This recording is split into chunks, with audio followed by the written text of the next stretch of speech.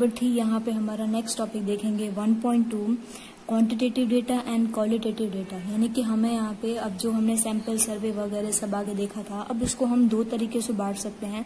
First यहाँ पे दिया हुआ है क्वांटिटेटिव डेटा के फॉर्म में और क्वालिटेटिव डेटा के फॉर्म में। अब इसमें हमें फर्स्ट इसकी मीनिंग और डिफरेंस बताया गया है।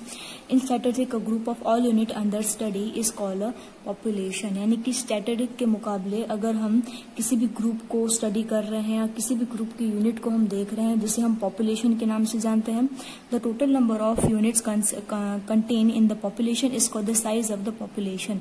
यानी कि हमारे जो टोटल हम काउंट कर रहे हैं कितने यूनिट्स क्रिएट हुए हैं, किस तरीके से क्रिएट हुए हैं, उस पॉपुलेशन के आधार पर इसे हम क्या नाम देंगे, साइज ऑफ द पॉपुलेशन। यानी कि इसकी साइज कितनी हमें दी गई है। We call it a finite population, यानी कि हम इसे फाइनाइट पॉपुलेशन के नाम से भी जान सकते हैं। जैसे कि यहाँ पे एग्जांपल दिया हुआ है, if 700 workers in a factory then this production n equals to 700। यानी कि एक फैक्ट्री है, उसमें अगर 700 वर्कर काम कर रहे हैं तो हमारा जो 700 की जो वैल्यू हमें दी गई न्यूमेरिकल वैल्यू, जिसे हम n से डिनोट करेंगे। ठीक है, तो ये इस तरीके की जो पॉपुलेशन होगी जिसे हम फाइनाइट पॉपुलेशन के नाम से डिनोट करेंगे।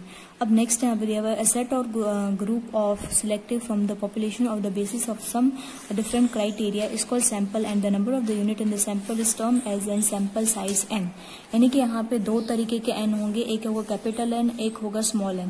ठीक है, तो हमारा जो स्मॉल n होगा जिसकी हेल्प से हम क्या डिनोट कर सकते हैं कि हमने कितना सैंपल डिनोट किया है, कितने सैंपल हमारे पास आए हैं पॉपुलेशन के, जिसे हम स्मॉल n से क्या करेंगे, डिनोट करेंगे। जैसे यहाँ पे एक और एग्जाम्पल दिया हुआ है, if we select 150 workers from the above population of the worker by the static method and the group of the selected worker is called sample and sample size n equals to 150।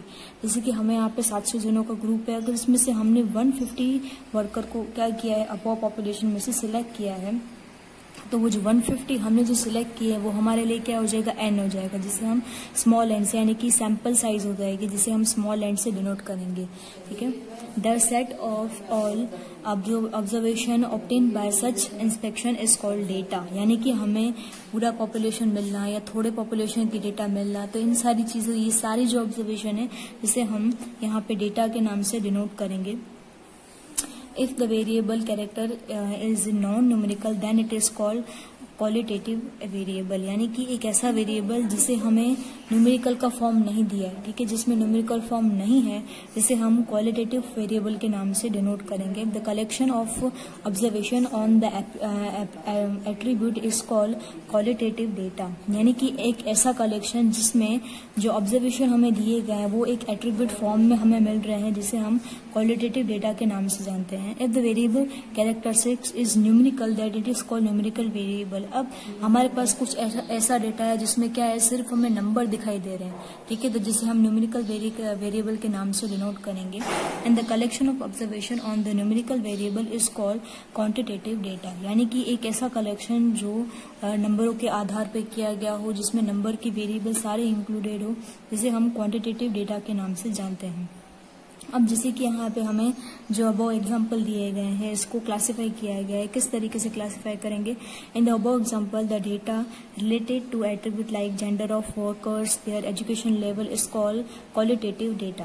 यानी कि यहाँ पे हमारे पास जो data दिया हुआ है, जब वर्कर्स काम कर रहे हैं वो मेल है, फीमेल है, उनका एजुकेशन लेवल है, तो ये सारी चीजें हम क्वालिटेटिव डेटा में डिनोट करेंगे। And the data, the numerical value like monthly income of worker, the age is called the quantitative data।